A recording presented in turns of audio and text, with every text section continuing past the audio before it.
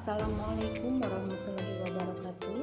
Saya Lisma Ria, peserta PPG dalam jabatan Angkatan 4 Universitas Negeri Jakarta tahun 2021. Pada kesempatan ini, saya akan menjelaskan tentang modul 2, pendalaman materi tentang matematika. Pada modul ini, pendalaman materi matematika terdiri dari 4 kegiatan belajar. Yang pertama, kegiatan belajar yang ke-1 yaitu bilangan, kegiatan belajar kedua yaitu geometri, kegiatan belajar ketiga yaitu statistika dan peluang, dan kegiatan belajar yang keempat yaitu kapita selekta matematika. Saya akan menjelaskan tentang kegiatan belajar 4 yaitu tentang kapita selekta matematika. Di dalam kapita selekta matematika menyajikan kegiatan belajar tentang 5 aspek. Yang pertama yaitu logika matematika, kemudian pola barisan, deret bilangan, kemudian persamaan linier, pertidaksamaan linier, dan grafik fungsi linier, kemudian persamaan dan pertidaksamaan kuadrat, dan grafik fungsi kuadrat, dan trigonometri. Untuk materi yang pertama tentang logika matematika terdiri dari 6 aspek. Yang pertama, pernyataan, yang kedua operasi uner, yang ketiga operasi biner, yang keempat tautologi, kontradiksi dan kontingensi, yang kelima converse, inverse dan kontraposisi, dan yang keenam penarikan kesimpulan. Yang pertama tentang pernyataan. Pernyataan adalah kalimat matematika tertutup yang memiliki nilai kebenaran benar atau salah, tetapi tidak kedua-duanya pada saat bersamaan. Pernyataan terdiri atas pernyataan tunggal, yaitu pernyataan yang tidak memuat pernyataan lain sebagai bagiannya. Yang kedua, pernyataan majemuk, yaitu merupakan kalimat baru yang diperoleh dari berbagai penggabungan pernyataan tunggal. Selanjutnya, yang kedua tentang operasi uner. Operasi uner adalah operasi negasi atau ingkaran di mana nilai kebenaran negasi sebuah pernyataannya kebalikan dari nilai kebenaran yang dimiliki oleh pernyataan semula. Yang ketiga tentang operasi biner adalah operasi yang berkenaan dengan 2 unsur, yaitu meliputi operasi konjungsi, disjungsi, implikasi, dan biimplikasi. Yang keempat tentang tautologi, kontradiksi, dan kontingensi. Tautologi adalah pernyataan yang semua nilai kebenarannya benar tanpa memandang nilai kebenaran komponen-komponen pembentuknya.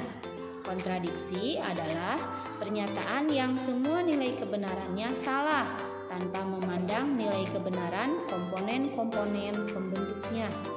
Yang ketiga, kontingensi adalah pernyataan yang bukan merupakan tautologi dan kontradiksi.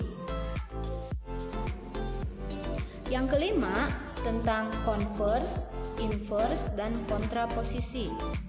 Converse artinya balikan dari pernyataan implikasi. Inverse artinya negasi dari pernyataan implikasi. Kontraposisi artinya balikan dari negasi pernyataan implikasi atau gabungan antara converse dan inverse. Yang keenam, tentang penarikan kesimpulan. Penarikan kesimpulan dilakukan dari beberapa pernyataan yang diketahui nilai kebenarannya.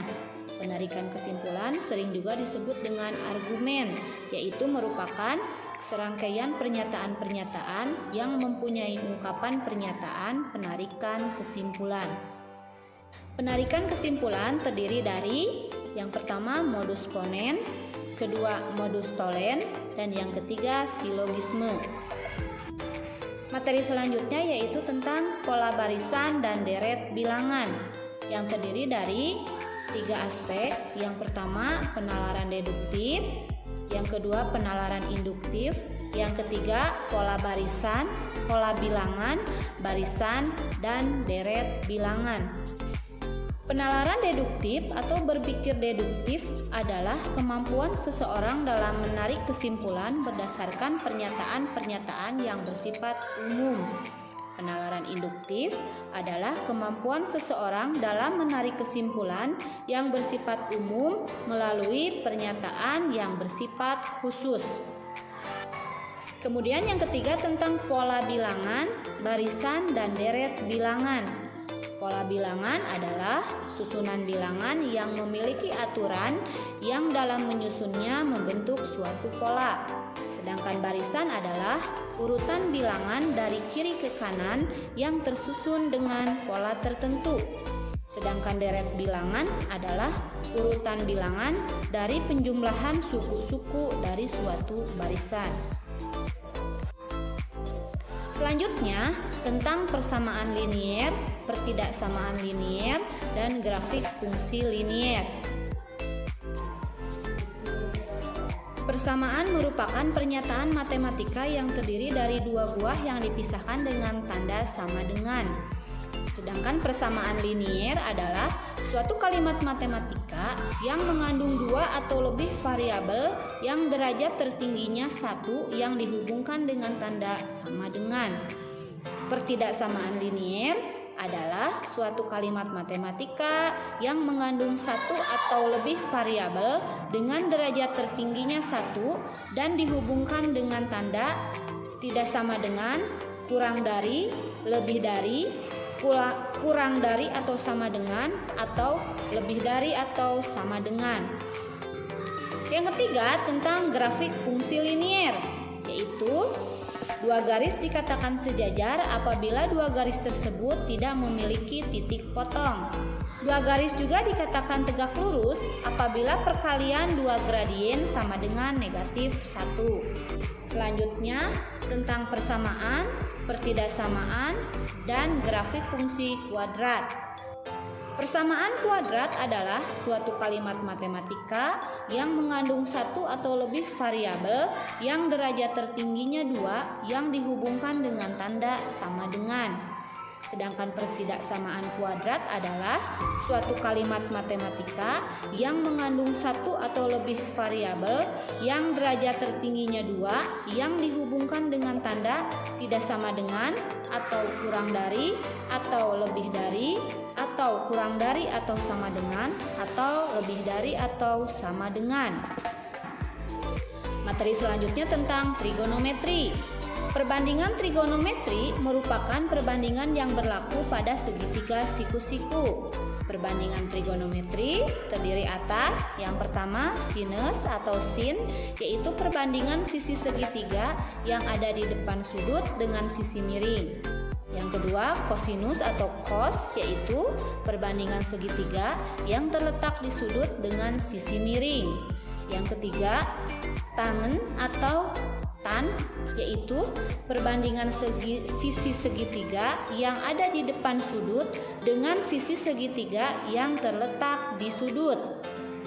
Selanjutnya tentang sudut elevasi. Sudut elevasi adalah sudut yang dibentuk arah horizontal dengan arah pandangan mata pengamat ke arah atas. Sedangkan sudut depresi adalah sudut yang dibentuk oleh arah pandangan mata pengamat ke arah bawah. Demikian penjelasan tentang kegiatan belajar 4 dari saya. Semoga bermanfaat. Terima kasih. Wabillahi taufiq wal hidayah. Wassalamualaikum warahmatullahi wabarakatuh.